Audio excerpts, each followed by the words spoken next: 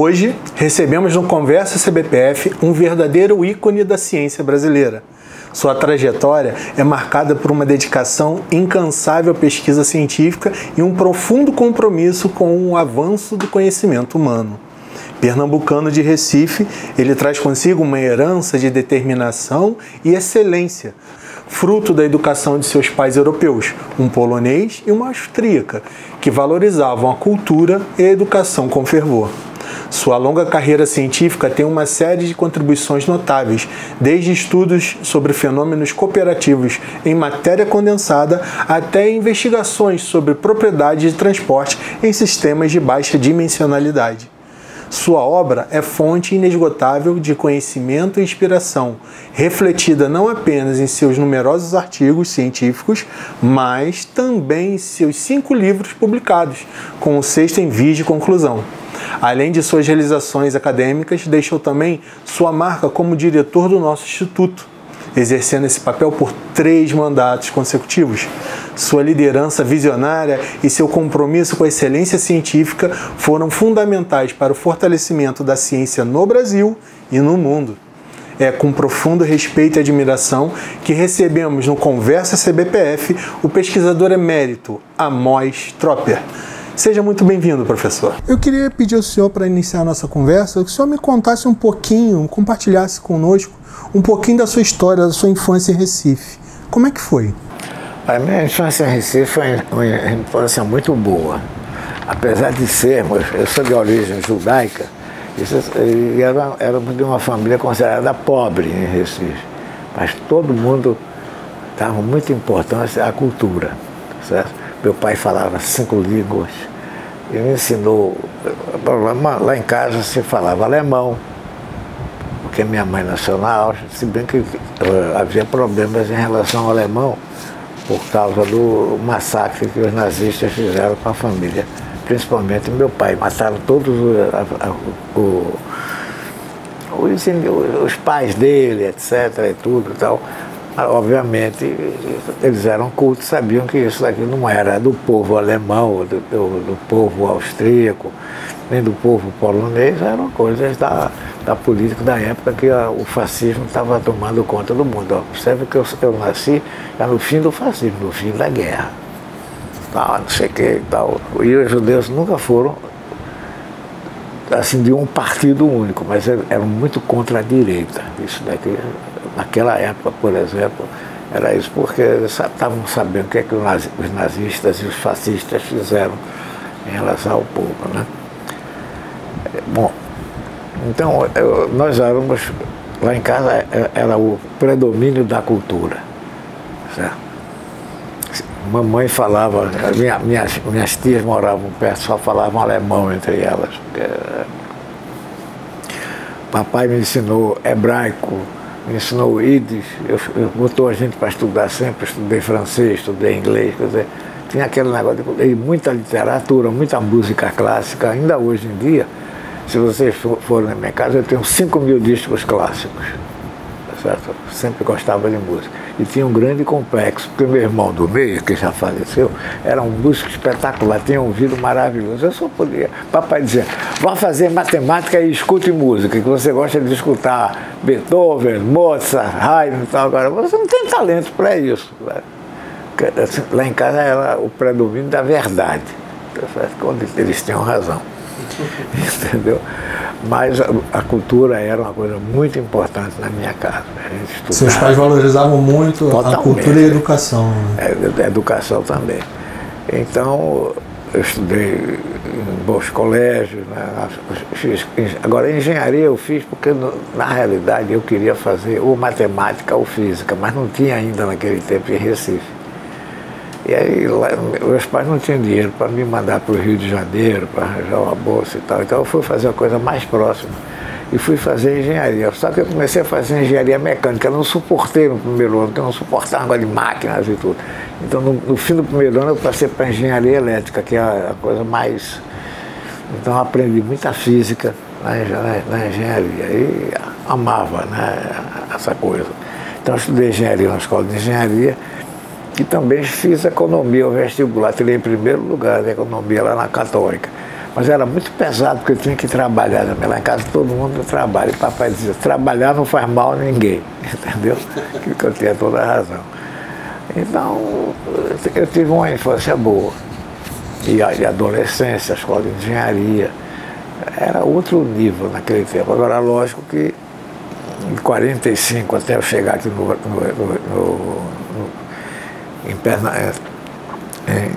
Rio de Janeiro, no final da década dos 60, a perseguição política era muito grande, né? E eu fazia teatro.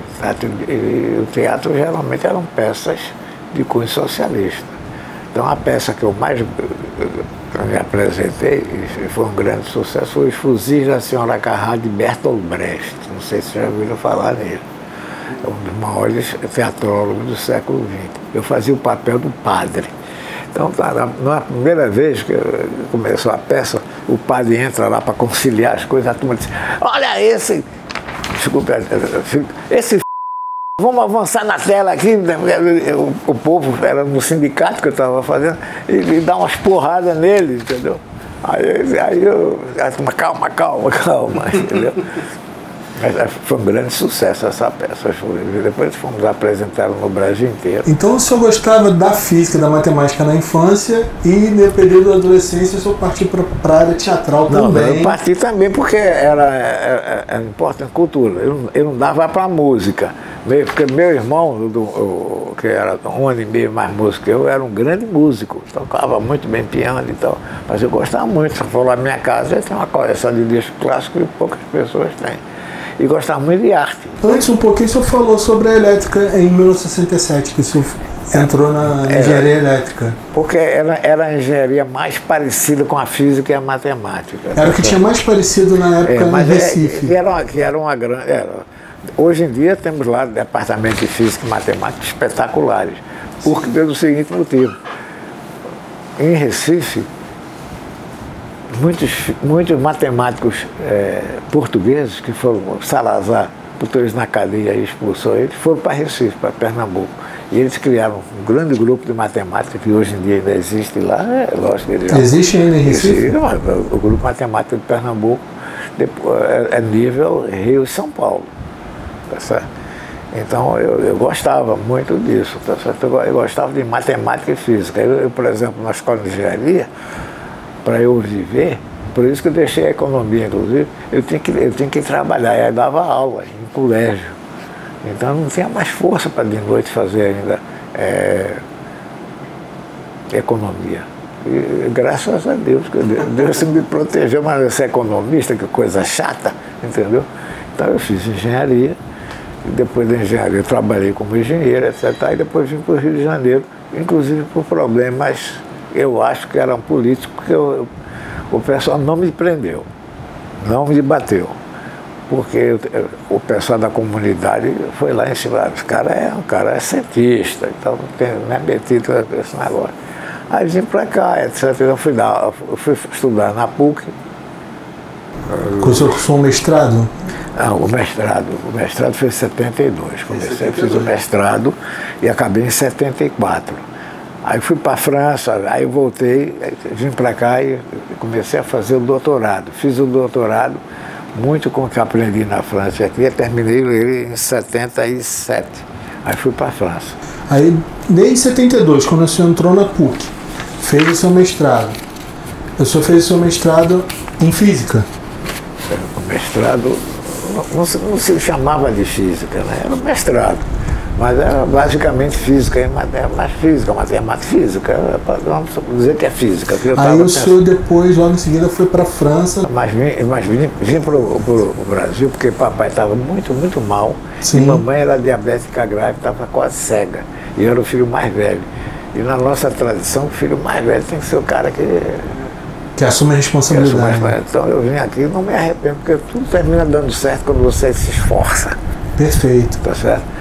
Mas a minha carreira mesmo, eu comecei na PUC, que era considerado, a PUC era considerada, naquele tempo, não sei como é que está agora, a melhor escola de física do Brasil. Os caras de São Paulo diziam que não, que a deles era melhor. Fora de São Paulo, a PUC é melhor, mas é besteira, né? Termina que você faz as coisas bem feitas ou não. Então era muito boa a PUC, eu não posso me queixar. Depois eu fui para a França. Quanto tempo o senhor ficou na França? Aí eu fui várias vezes na França. Foi viajando várias vezes? Não, eu fui, enquanto eu estava me doutorando, passei um ano uma vez, vim para cá, depois no final eu também fui para lá, mas as ideias que eu tive eram do Brasil e da França. Porque o meu orientador brasileiro, que era um grande físico, morreu, ele se formou na França. Então a formação francesa é muito boa em matemática, física, química, essas coisas todas.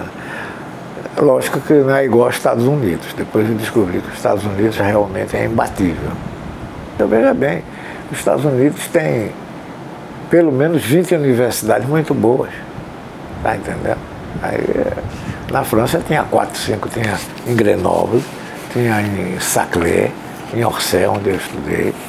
Esse negócio é muito bom, mas nada se compara. Na Alemanha era muito boa, na Áustria era muito boa também. Nos países comunistas eu não sei. Depois eu tive na Ucrânia. Por isso eu estou torcendo pela Ucrânia, porque eu gostava da Ucrânia. Tá certo? Eles já eram, naquele tempo, oprimidos pela Rússia, naquele tempo a União Soviética. A Ucrânia, naquele tempo, era um estado da União Soviética. A Ucrânia, a Crimeia, e a Rússia está tomando tudo. A Rússia está fazendo, não tem nada a ver com o comunismo, está a ver com o czarismo. Porque a Rússia, você vê que hoje em dia tem 22 milhões de quilômetros quadrados e não querem mais. Querem a Ucrânia, então já pegaram a Crimeia, acompanhando a imprensa, você sabe que eles já estão querendo pegar os países bálticos. Exatamente. Essa coisa toda. É complicado a humanidade. Aí me diz então, professor, depois que o senhor voltou lá da França, o senhor veio direto para o CBPF? Quando eu voltei da França, eu vim para o CBPF. Por quê? Porque quando eu comecei, eu fiz o mestrado, defendi a tese na PUC, mas o meu orientador é do CBPF, estudou na França. Você vê como é que são essas coisas, né? Então eu estudei aqui. E aqui o que acontece, o CBPF não é um departamento de física. A PUC tinha um grande departamento de física. Mas tem que dar aula, tem que fazer isso aqui. Aqui é um lugar que você faz pesquisa, tem que ser bom pesquisador. Entendeu? Então o CBPF realmente é minha casa. Como é que foi a sua chegada aqui, professor? Como é que o senhor foi recebido aqui? Quem foi a primeira pessoa que o senhor se identificou aqui dentro? Olha, havia várias pessoas, eu me identifiquei com os mais velhos. Os mais velhos?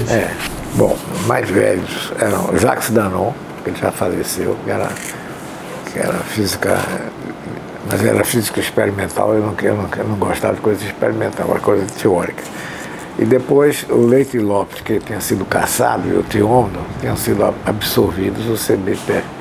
E eram do CBPF. Foram caçados, tenho datas aqui no meu currículo disso.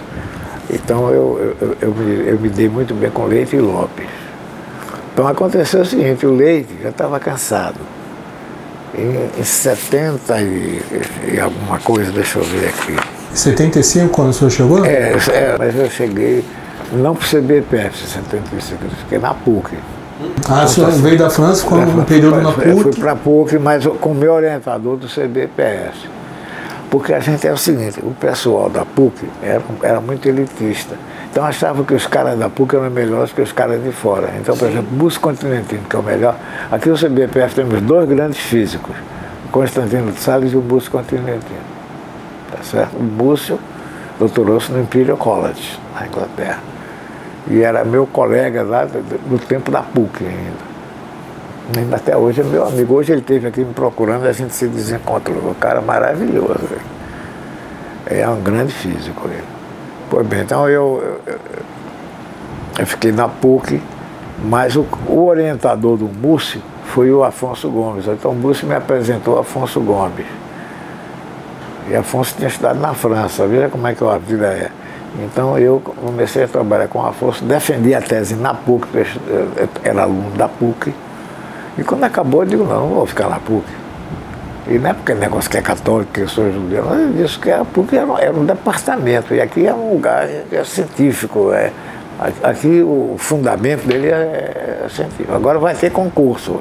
O CBPF, quando eu vim para cá, tinha mais de 100 pesquisadores, agora só tem, hoje eu estou sabendo, tem menos de 50 pesquisadores. Aí prestou um monte de fazer concurso agora. O que é que vai ser disso, eu não sei. Entendeu? Mas os melhores físicos estavam a USP e Unicamp também, Campinas, que é muito boa, principalmente na minha área, que era matéria condensada. E aqui também, quer dizer, aqui era uma coisa. Aí depois o melhor físico da PUC, o Sérgio Rezende, não sei se já viram falar dele, foi para Pernambuco e pegou aquele departamento, hoje em dia é um departamento do mesmo nível da USP, da Unicamp e daqui. Aí eu só quis sair lá da PUC. O que atraiu o senhor para vir para o CBPF? Além, foi o seu orientador? Havia orientador, aqui você sabe que eu não era maltratado na PUC, tá certo? Não tinha nada religioso, nada disso, mas era uma universidade, tinha que dar aulinha, não sei o que, não, que você tem que fazer pesquisa. Entendeu? Aqui era o centro para fazer pesquisas físicas, entendeu? Então eu gostei disso. E depois é o seguinte, a PUC era lá longe, na Gávea, aqui eu morava, naquele tempo, em Copacabana, eu vinha a pé pro CBPF, isso aqui é lindo, né? Tem a Urca, tem esse negócio todo, blá, blá, blá. Então, eu não sei explicar. Agora, eu gosto da PUC. Além da proximidade, o CBPF era um atrativo por causa da pesquisa, né? Não é que é por causa da pesquisa, não é que a pesquisa era melhor. Era uma instituição de pesquisa, tá certo? Agora, por que o CBPF era de pesquisa? Porque quando ele foi criado, não tinha pesquisa no Rio de Janeiro. A pesquisa começou aqui, tá entendendo? Desde a sua criação em 49 do CBPF, vai ser um instituto de pesquisa. Agora, lógico, as pessoas davam aula, não sei o que. Eu nunca deixei de dar aula aqui. Eu era até considerado um bom professor, tá certo? Aquele negócio. Mas, por exemplo, tem um rapaz aqui junto, que foi meu aluno. Várias pessoas que hoje em dia já são titulares da casa eram melhores alunos, na época de aluno, do que eu era professor, porque eles fizeram toda aquela fundação. E eu me formei em engenharia, quer dizer, nunca é o sujeito que tem a mesma formação do físico, tá entendendo? Mas basicamente é isso, eu gostei daqui. Aí o senhor fez o seu doutorado aqui? Eu fiz, a tese eu fiz, defendi aqui, mas meu doutorado, basicamente eu fiz com Afonso Gomes, mas foi na França. Deixa eu lhe contar uma outra coisa que aconteceu no meu doutorado. Isso é uma coisa muito delicada. Isso é no caso, eu tenho um filho, ele está com 51 anos, que ele nasceu doente. Então eu não poderia, entendeu, ficar na França com um menino doente. Está entendendo? Ele até melhorou agora, mas ele é um menino que até o fim da vida, quer dizer, dele, não a minha, porque eu já... O que eu ganho tem um X que eu ponho para ele. Tá certo? Ele tem eu tenho outra filha, que é mais nova do que ele, e ela é que vai tomar conta dele quando eu morrer. Eu espero que eu morra antes, entendeu? Então tem esse problema que eu estou colocando vocês para vocês entenderem esse detalhe. Então, a PUC era muito longe, tá entendendo? Esse negócio e tudo. Eu nunca gostei de carro, porque eu gostava de ir para os concertos de música clássica, que são caros, tá certo? Vocês moram no Rio? Sim. É caro. E eu, naquele tempo, era mais jovem, não perdia os concertos, tá certo? E aqui tem os museus, estão todos perto daqui, etc. e tal. Eu gosto disso. Se algum dia vocês forem na minha casa, vocês vão ver minha coleção artística. Eu não gosto disso aí, eu gosto de ficar estudando em casa, lendo. Sabe? Ela disse, ler muito, está aqui, ó, toda a obra de Tolstói, Dostoiévski, Thomas Mann, o que é que você quer mais? E essa proximidade, então, do CBPF, por ser mais perto? Não, era um instituto bom, não era um instituto melhor do que a PUC. Sim. Quero deixar bem claro isso. Porque, inclusive, isso é importante, todos os pesquisadores da PUC tinham sido do CBPF, mas saíram daqui do CBPF quando eu não fazia física ainda. Por causa da crise, aqui só vivia em crise, porque o CBPF era uma sociedade civil. Só depois é que foi incorporado ao CNPq, isso é uma coisa importante, tá certo? Por uma pessoa que foi diretor do CBPF, o pessoal esculhambava com ele, foi ele que lutou mais de um ano, foi no governo Geisel que se conseguiu que isso daqui virasse um instituto do CNPq. É um instituto federal. Agora, o que é que vai ser, a gente não sabe. Agora mesmo vão abrir um concurso que tem 42 vagas. Não, 42 vagas não, 42 inscritos para 35 vagas e tem 32 aqui. Quer dizer, o que é que vai ser disso daqui? A gente não sabe. Você não pode prever. Entende? Agora, eu espero que seja, que tenha pessoas que gostem de fazer ciência, pesquisa o tempo todo. E a pesquisa, você não pode dizer, acabou agora, eu vou dar minha aula, não sei o que. Eu chego em casa, eu vou trabalhar. Então, eu vou sair daqui cansado, chegar em casa, tomo um banho, vou trabalhar. Brinco com meu filhinho. Ah, vovô, aí quando eu mando ele sair, ele diz, o vovô só gosta de ficar só, né, mamãe? Porque ele quer que eu fique mais tempo. Tá entendendo? Mas é isso. Essa instituição, tem outra instituição do Rio, que ainda é mais famosa talvez do que o CBPF, é o INPA, Instituto de Matemática Pura e Aplicada. Vocês já ouviram falar. Ele é um espetáculo, não tem nenhum instituto de matemática no Brasil com esse nível. Os dois maiores matemáticos que o Brasil produziu eram do INPA, que era o Leopoldo Narbi, eu não sei se ele está vivo, mas já se aposentaram, ele deve ter uns 90 anos, e o Maurício Peixoto. O Maurício Peixoto morreu. Inclusive, foi ele que me condecorou. Desculpa, né? Tem uma fotografia na cabeça também. É uma grande figura, ele é cearense, do Nordeste. Falando sobre essa condecoração, o senhor recebeu vários prêmios. Qual foi o mais especial para o senhor? Olha, eu vou lhe dizer, eu tenho muitos defeitos, mas eu não sou vaidoso, tá? Eu acho que eu ser condecorado foi uma coisa importante. Agora, antes eu tinha sido eleito para a Academia Brasileira de Ciências, tá certo? Na França eu também tive um prêmiozinho lá, mas quando eu recebi a chamada Academia Brasileira de Ciências, a condecoração, deve estar no meu currículo, vocês estão com a cópia do meu currículo, está lá. Isso me deu um grande orgulho, porque eu não era físico, era engenheiro, veja bem. Eu tive que ralar para burro para chegar. Então isso foi uma coisa que me deixou muito feliz, entendeu? E a outra coisa que me deu uma grande alegria, já mais velho, foi o seguinte: existe um cargo aqui, quer dizer, entre aspas, que é chamado professor emérito, pesquisador emérito. Quem eram os pesquisadores eméritos naquele tempo? Leopoldo Narbi, que era considerado, junto com Maurício Peixoto, o maior matemático brasileiro, Leite Lopes e Thiomo, que eram os maiores físicos, fora um outro que está em São Paulo, que é o Mário Schoenberg, tá certo? E por aí vai. Eu fui o primeiro cara, Afonso Gomes, que foi o meu orientador, que também é jovem para ser considerado pesquisador emérito. Então isso daqui realmente foi essa que tem o Maurício Peixoto me dando o negócio, a medalha de emérito. Isso me deu uma grande honra.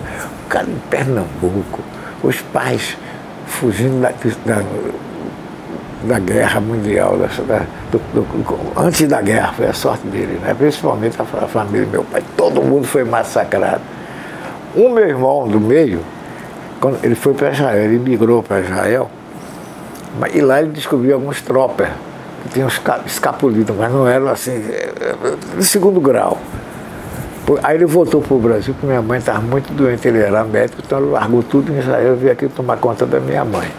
Aí quando chegou aqui, ele se apaixonou por uma mulher, casou. Essa mulher é um negócio que deixa o cara muito... Então você sabe, né? Mulher manda, né? Entendeu? É. E principalmente mulher judia manda mesmo, mas mandam, entendeu? Papai dizia, intelectual é comigo, agora mandar na casa, nas coisas, é sua mãe. Aí ponto final. Então, mas depois eu descobri que não é só mulher judia, todas as mulheres mandam, tá certo? Então, eu ouvi isso. Eu recebi essa medalha, eu estou trazendo aqui Quando é que o senhor se tornou emérito aqui no CBPF? É isso que eu estou querendo ver.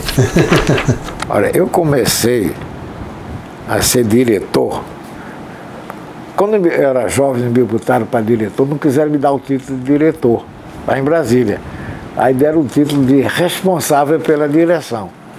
Aí o chefe do pagamento disse, pô, responsável pela direção, ninguém está querendo saber disso. Ele foi lá em Brasília e disse, ou vocês fazem um negócio direito, Tiómino não foi diretor, Leite Lopes, mas esses caras são famosos, eu digo, esse cara vai ser famoso para mim, cara. Então, que negócio é esse? Aí me transformaram em diretor. Eles não queriam dar o título de diretor para o senhor? Ele era muito jovem para ele. Com quantos anos o senhor tinha? Quando foi o seu primeiro mandato como diretor aqui? Estou vendo aqui, 1975, 30 anos. O senhor tinha 30 anos. Aí, por causa da idade, eles não quiseram... Não sei se é por causa da idade, eu não tinha a fama do Leite, do Tiómino e tal, esses caras, tá entendendo? No Brasil era diferente, né? Você sabe que o Feynman, prêmio Nobel de Física, teve no CBPF 2 vezes. Não queriam, não é que não gostassem de mim, aí, mas depois viram o currículo, tá vendo? Esse cara vem, naquele tempo eu devia ter uns 50 trabalhos, tá? O cara com 30 anos estava razoável. Hoje em dia estou com 200, agora não pode dizer nada. Mas não é que o número vale, mas para a cabeça dos burocratas, isso é uma coisa, entende? E eu nunca... Bom, o fato é isso. Então você perguntou quando é que eu fiquei diretor, emérito, né? Emérito foi... Parece que está tão gordo esse currículo, eu nem me lembro mais. Eu fiquei emérito, vamos ver aqui. Devia estar aqui. Mas eu sempre fui muito desorganizado nesse negócio de fazer esse negócio de botar títulos, essas coisinhas. Esse cara é todo metido a besta. Professor, me conta agora um momento especial do CBPF, um momento desafiador. CBPF? Um momento que o senhor viveu aqui dentro do CBPF que foi especial para o senhor. Não, o especial foi ser diretor, porque o pessoal dizia, pô, esse garoto vai ser nosso diretor? Isso é uma coisa, entende? Porque no Brasil tem esse negócio de status, tá certo? Então, foi isso. Agora, então, mas como eu me saí bem e fui muito rigoroso, o que era rigoroso comigo é rigoroso com todo mundo. Aí, tanto assim que eu fui reeleito e triseleito, sei lá, até que eu não queria mais, fiquei cansado. Mas, então isso foi, ser diretor a primeira vez foi a coisa importante. Agora o que me deu maior alegria foi ser professor emérito. Porque emérito só tinha naquele tempo, tinha Tiómino, Leite e Danon. Era um time de peso. Eram os caras fundadores da ciência brasileira. Não sei, agora, tinha caras, digamos, tão importantes, ou mais importantes do que eu naquela época. Eu vou citar dois. Um que tinha sido meu orientador, Afonso Gomes, que ele faleceu, em 75, brilhante doutor. E o Constantino Salles, vocês conheceram ele, não foi? Vocês entrevistaram ele? Sim. Só que ele não é brasileiro, Constantino é grego, né? Mas ele é brilhante também, tá certo? Dos caras mais jovens, os três mais importantes que eu citei aí, são fora de... O Tiómino tá vivo, o Tiómino já morreu, o Leite Lopes morreu, e Danon morreu, todos os três já morreram. Aí ele realmente era uma... Entendeu o espírito da coisa? Sim. Aqui no Brasil, infelizmente, eles dão muita importância ao status.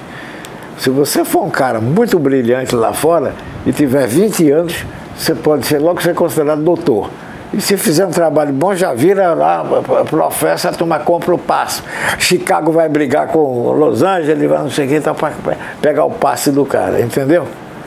Eles têm outra concepção. O Brasil é muito esse negócio de fazer a carreira e tal. Isso é bom ver no meu currículo, tem isso, tive que fazer a carreira. Mas mesmo assim, aqui nesse currículo eu fiquei sendo... Olha, idiomas que eu falo. Alemão, inglês, espanhol, francês, italiano, esqueci de botar hebraico. Porque hebraico podia... Ídis também. Ídis, muito boa. Ídis é o alemão falado pelos judeus, é chamado Ídis. Então qual a diferença fundamental? Que o Ídis tem mais palavras do que o alemão. E é escrito no alfabeto judaico, mas não é o alemão.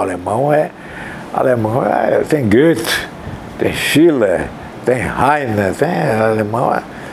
Os 4 países que têm maior literatura são quem? França, Inglaterra, Alemanha, Áustria, que eu Deus, e Itália. A Itália tem Dante Alighieri. Quem é queda? O Brasil, nós temos, na minha opinião, temos um grande brasileiro, que é nível super internacional. Chama-se Machado de Assis. Machado de Assis, mas veja bem, não é que não tenha outro, bom, José de Alencar, Jorge Amado, e por aí vai, mas grande, Machado de Assis, tá certo? Aí é um negócio, isso não tem a dúvida. Se vocês nunca leram Machado de Assis, tem que ler Machado de Assis, é um grande escritor. Professor, me conta um momento desafiador. Qual foi o momento desafiador dentro do CBPF que impactou o senhor? Rapaz, eu posso dizer uma coisa a você? Aqui no CBPF você sempre se sente desafiado, principalmente quando você é jovem. Certo? Não é querendo ter marcação com você, mas desafiador foi quando eu fui escolhido como diretor. Quer dizer, teve uma votação. Um grande desafio. Poxa, nunca houve um jovem ser diretor daqui dessa instituição. Está entendendo? Agora, tem pessoas assim, mais ou menos da minha idade, não sei se vocês conhecem, por exemplo, eu acho que Constantino é mais velho, mas a mesma idade, mas ele não é brasileiro, é diferente. Mas tem Alberto Passos Guimarães, tem Elisa Saitovic, vocês conhecem essas pessoas? São pessoas, mas não são diretores. E o pessoal não queria que elas se candidatassem. E eu, quando eu me candidatei, foi nada, depois eu vou ser massacrado. E fui escolhido. Era lógico, não foi pelo meu valor somente. Porque o Leite me apoiou, o Tiondo me apoiou e Danone, os 3 que morreram, que eram os donos da casa, todos eles, por razões diferentes, não, esse cara é bom. Uma delas é por um preconceito. Filho de estrangeiros e de judeus. Judeu tem fama de ser, não sei se é bom ou ruim, de inteligente. Não é verdade, é a mesma coisa. Constantino é grego. Os gregos são se eu fosse grego, eu teria muito mais orgulho. Qual é a cultura maior para a civilização ocidental? A cultura é grega. Tá certo? Homero. Tá certo? Então, e nós temos o quê? O que é que nós judeus temos? A Bíblia. A Bíblia é danada, né? E as religiões, o cristianismo é filha do judaísmo, tá entendendo? Então, voltando à sua pergunta, a pergunta é que eu era muito jovem, tá certo? Para ser diretor. Mas evado dos preconceitos, até bons preconceitos. Mas esse cara, os pais dele não são brasileiros. Ele não é nem nordestino, nasceu por acaso no Nordeste. Aí, ó, tá certo? É filho de estrangeiro, judeus. Quer dizer, judeu tem fama de ser rico, que não é verdade, você pega a maioria, é tudo pobre, lascado de vida, mas amantes da cultura. Lá em casa, por exemplo, o papai chegava em casa e dizia: o que é que você leu hoje? Eu estava. E Tolstói, como é que está? Eu disse: não, Tolstói eu acabei ontem, Guerra e Paz, aquele calhamaço. Está entendendo? Tinha esse negócio. A cultura. A cultura era uma coisa importante. Perfeito. Professor, agora para a gente... Eu estou falando assim para você sentir o ar, tá certo? Sim, sim. Perfeito. Agora para a gente entrar na parte do futuro do CBPF. Sim. O que o senhor acha do futuro da nossa instituição? Olha, o que o senhor enxerga? Veja bem, eu não digo só da nossa instituição, o futuro da ciência no Brasil. Você vai pensar, como é que o Brasil... Alguém podia imaginar, no ano passado, quase que teve um golpe de Estado aqui, lá em janeiro, dia 12 de janeiro. 8 de janeiro. O Brasil ainda é muito, como é que se diz, pode dar valores, mas também pode ter recursos. Eu acho que a tendência do CBPF agora com esse concurso está mobilizando todo mundo, e isso eu não estou suportando o governo Lula, mas o governo Lula abriu vagas para as instituições de pesquisa. tá certo? Então apareceram, antes de vocês entrarem aqui, parece que tem 40 candidatos para fazer o concurso, e vai começar daqui a 15 dias aqui. Então, qual é o futuro? O futuro é um negócio difícil de dizer, mas a tendência é que o Brasil superou, por exemplo, a Argentina. Quando eu fui a primeira vez na Argentina, a superioridade científica da Argentina em relação ao Brasil era enorme. Quando eu fui à Argentina naquele tempo, eles tinham 4 prêmios Nobel em ciências, em medicina. Então o Brasil não tem ninguém. O Brasil não tem um prêmio Nobel. Olha bem, agora o Brasil começou a crescer. Vamos ver o que é que vai acontecer. Mas eu acho que a tendência do Brasil é evoluir com a ciência. O Brasil hoje em dia tem muito mais pesquisadores, número de pesquisadores, do que a Argentina. A Argentina teve ditaduras, não sei o quê, massacres. Entendeu? Aqui tivemos massacre, mas não foi igual que na Argentina. A Argentina foi um massacre. O Chile foi outro massacre. O Chile tem prêmio Nobel, o Brasil não tem. Está entendendo? E o CBPF? Como é que o senhor enxerga o nosso instituto? A nossa infraestrutura para o futuro, nossos pesquisadores? Então, eu vou te dizer para você, sem querer comparar, quando a minha filha teve a primeira vez pai, eu nunca podia imaginar que uma instituição pública fosse tão bacana como essa. Quando ela visitou aqui, viu, e não sei o que e tal, blá, blá, blá. Mas, a gente não sabe. Vou dar um exemplo para vocês. Vocês viram aí embaixo um prédiozinho que foi construído, mas em cima da caixa d'água. Fui eu que mandei construir. Rapaz, teve um movimento aqui dentro contra mim. O Espaço Oliveira Castro? O Espaço Oliveira Castro. Que coisa linda que é aquilo. Porque o pessoal, naquele tempo, eram muito reacionários, não queriam mexer nas coisas, não sei o que e tal. Agora, é impossível que um país, e do tamanho do Brasil, eu não sei o que, não tenha uma ciência de primeiro nível. Eu não consigo conceber isso. Se é impossível, se o Brasil quer ser alguma coisa, não tem uma boa ciência. Agora, o Brasil teve alguns momentos notáveis de técnica. Santos Dumont, rapaz, é uma coisa impressionante.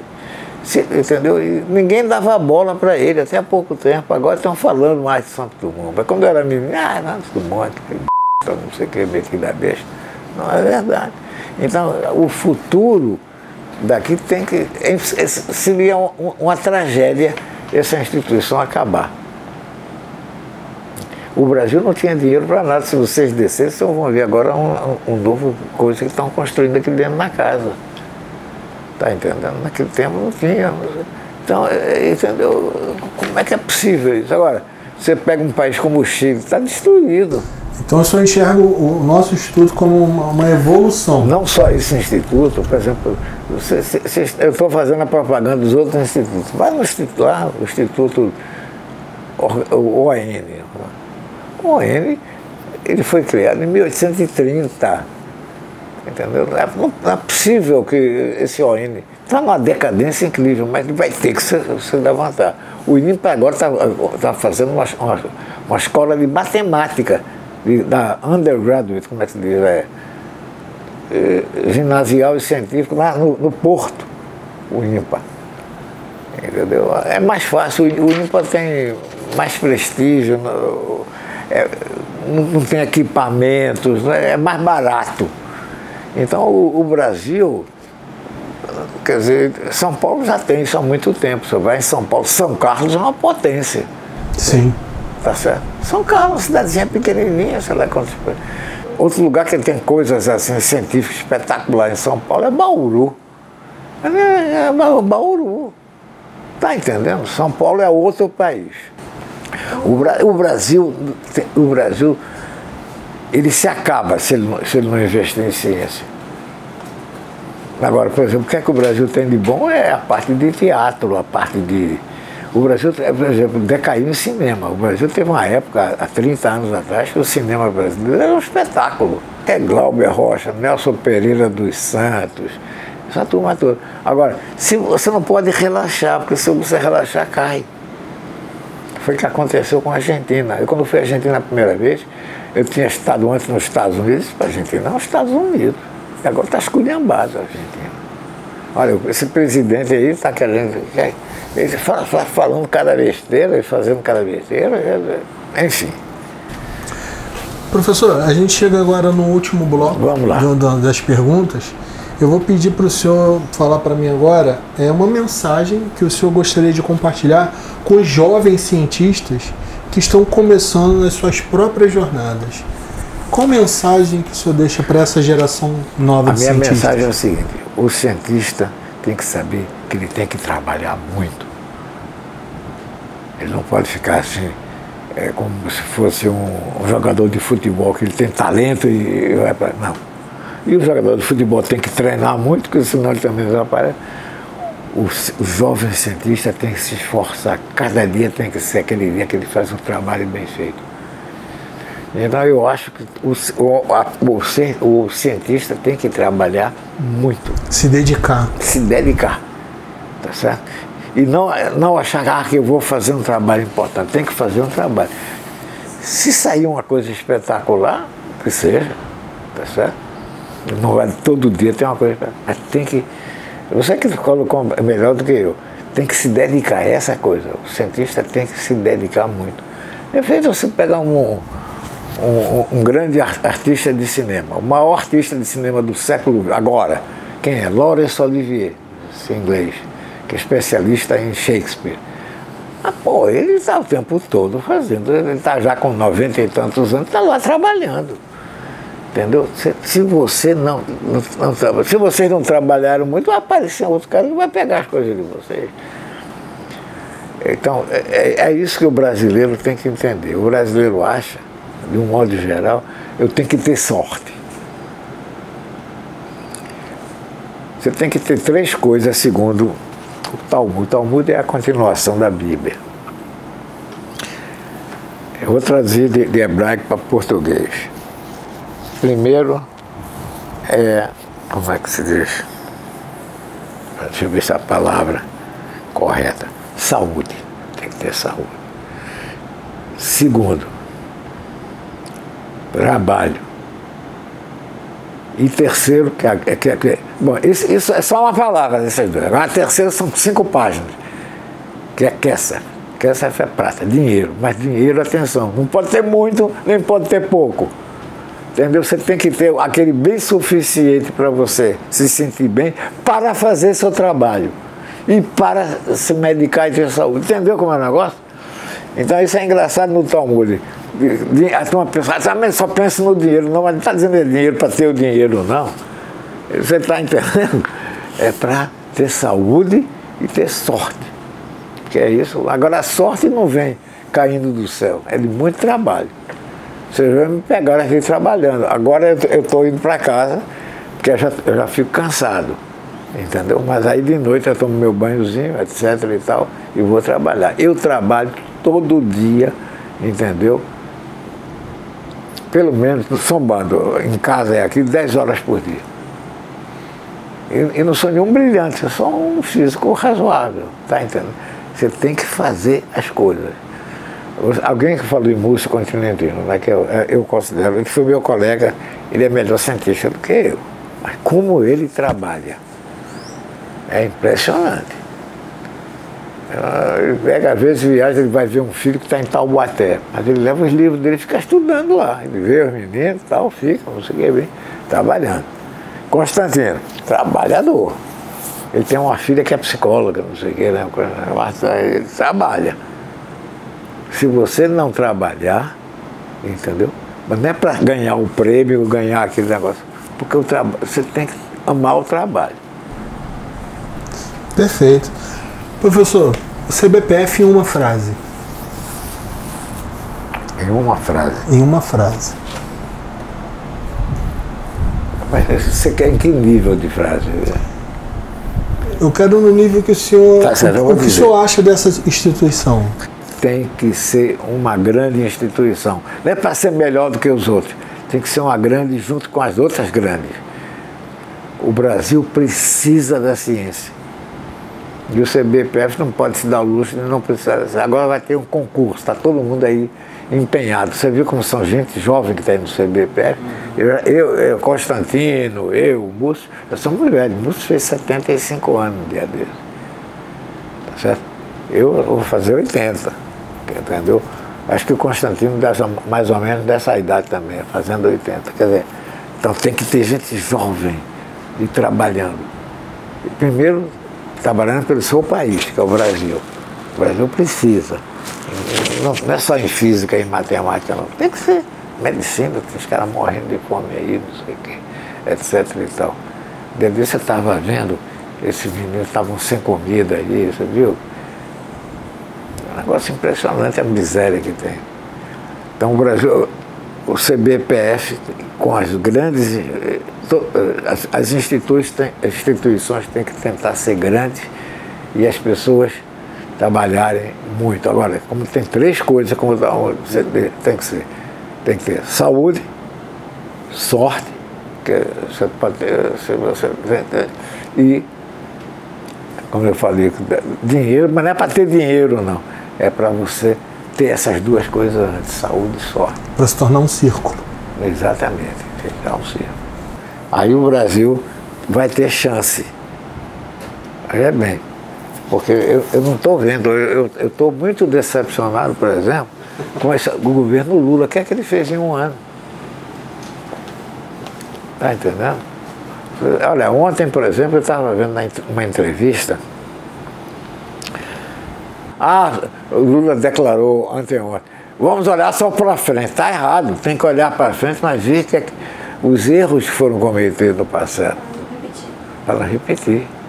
E para saber, olha, a gente tem que honrar as pessoas que lutaram pelo Brasil. Agora, o CBPF me deu tudo. A melhor biblioteca científica fora dos Estados Unidos. A biblioteca daqui é famosa. O que você precisar. Todo mundo tem computador. Eu tinha 2 computadores, devolvi um que não precisava.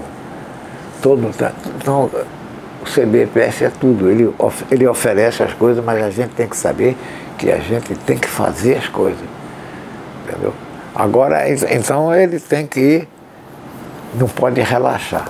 Agora tem aquelas perguntinhas rápidas. Vou fazer uma pergunta para o senhor, fazer um bate-bola. O senhor poderia dizer para mim uma peça de teatro que o senhor gostou? Olha, das que eu fiz, a que eu gostei mais, que eu citei a vocês, foi Os Fuzis da Senhora Carrá, de Bertolt Brecht, que eu considero o maior teatrólogo do século XX. Perfeito. Um livro. Um livro. Aí vai ser... Eu vou dizer uma coisa, você não vai pensar que eu sou religioso. A Bíblia, o Novo e o Velho Testamento. Um artigo. Um artigo. Olha, eu vou te dizer um artigo. Eu não me lembro o nome do artigo, mas quem escreveu o artigo foi Leon Tolstói, esse grande escritor russo de Guerra e Paz. Agora, o nome do artigo já não me lembro mais. Mas deixa eu ver se eu me lembro um outro artigo. Eu não gravo o nome dos artigos, entendeu? Mas eu sempre leio os artigos de Machado de Assis. Porque o Machado de Assis, ele é muito pessimista, mas não é que ele é pessimista, ele conhece a alma humana, então ele mostra os defeitos nossos para a gente não fazer a mesma coisa. Tá entendendo? Então, mas dizer o nome do artigo, não sei, aí eu vou ficar devendo. O que eu vou fazer, me dá o seu número de telefone, que eu me lembrar o nome do artigo que eu estava lendo ultimamente, eu digo, mas são os artigos ou de Tolstói. Eu considero Tolstói o maior escritor. Guerra e Paz, são 3 livros dele, que eu acho, só 3, né?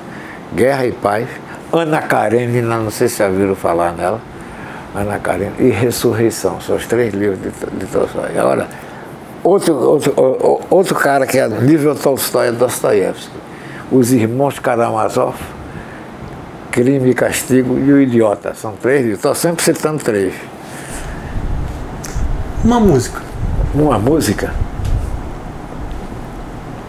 é danado, porque um cara que tem 5.000 discos em casa... Para escolher uma? Eu escolhi uma. Eu tenho todas as sinfonias de Mozart, que foram 41. Eu tenho todas as sinfonias de Haydn, que são 104. Mas daqui a pouco eu vou dizer uma. E eu tenho todas as sinfonias de Beethoven, que só foram 9. Mas... Então, a 9ª sinfonia de Beethoven, a sinfonia coral. O do Beethoven foi um escândalo quando ele fez. Porque tem os 3 movimentos e o 4º movimento é a pessoa cantando. Não podia ser... Então tem essa de Beethoven. A sinfonia número 41, chamada Júpiter, de Mozart. A sinfonia número 4 de Brahms, mas eu gosto muito de Brahms. Brahms, deixa eu ver mais uma, 3 é pouco. Olha, nunca houve um dia que eu não visse música. Eu passei internado, os últimos anos, eu passei internado, fiz 4 operações de câncer. Agora eu estou com o último câncer, mas não vai pegar não, é um câncer no sangue, que eu tomo remédio. Eu nunca, entendeu? Passei um dia, quando eu fui para o hospital, aí a minha filha foi falar que eu podia trazer um negócio para ficar ouvindo a música no quarto. Aí eu trouxe alguns 10 sinfonias, não sei o que e tal. Eu gosto mais de quartetos de corda do que as sinfonias. Eu sou um cara meio que da besta, entendeu? Eu gosto dessas coisas, porque foi educação de casa, tá certo? Agora, gosto muito da música popular brasileira. Samba, baião, entendeu? O que eu tenho de baião lá em casa não está escrito no gibi, tá certo? Uma lembrança. Uma lembrança. Aquela pergunta é difícil. Uma lembrança que o senhor, quando lembra, se sente feliz. Uma lembrança. Eu me sinto feliz. Eu não quero ser injusto com as outras lembranças aí. Deixa eu dizer. Uma lembrança que eu tenho é a primeira leitura que eu tive dos contos de Machado de Assis. Porque o Machado de Assis, é engraçado, eu só comecei a ler Machado de Assis depois de velho. A cultura lá em casa, papai e mamãe não conheciam Machado de Assis. Então, quando eu fui no sebo e falei com o Melquisedeque, eu tenho aqui agora uma coleção de Machado de Assis, leva. Isso daqui o cara vendeu porque ele disse que não achava o Machado de Assis, leva. Então, uma lembrança foi o primeiro conto que eu li de Machado de Assis. Machado de Assis é uma coisa impressionante. Aliás, por falar em Machado de Assis, quando eu fui a Israel a primeira vez, aí eu estava um cara lá, metido da besta, me aconselha assim um cara que eu traduzi para o hebraico. Aí disse, eu vou te mandar a lista de referência de Machado de Assis, mas em português traduzido, se você não sabe português, pede para alguém. 2 anos depois ele me manda uma carta, muito obrigado. Olha. Machado, se vocês não leram Machado, se não tenham vergonha não, peguem e leiam. Machado de Assis é demais.